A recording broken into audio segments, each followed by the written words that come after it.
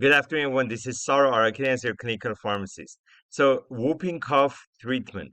I just want to go over this vaccine that is available in retail pharmacies, and your neighborhood pharmacist may be able to provide you this vaccine and the differences. So, whooping cough treatment options. The Tdap vaccine, which protects against the tetanus, diphtheria, pertussis, as well as as well as whooping cough. There's two types, Dtap and Tdap. Dtap is for babies and children under 7 years old. The CDC recommends a 5-dose series of Dtap for eligible babies and young children. The doses are given at 2, 4, 6, 15, and 18 months of age, with a fifth dose recommended between 4 and 6 years of age. The Tdap is for older children and adults.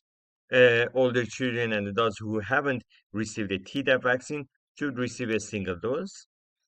Pregnant women are also recommended to receive a Tdap vaccine between 27 and 36 weeks of gestation.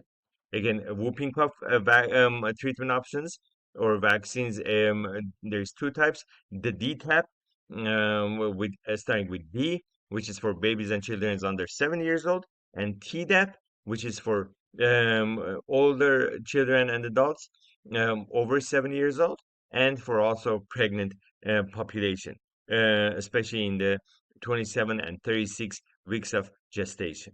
For more detailed information on these whooping cough treatment options and the differences, make sure to refer to the back package insert, or you can comment on the video with your questions, and I'll be happy to answer any questions you may have on Dtap or Tdap vaccines. Hope you enjoyed this video. As always, stay safe and take your medications.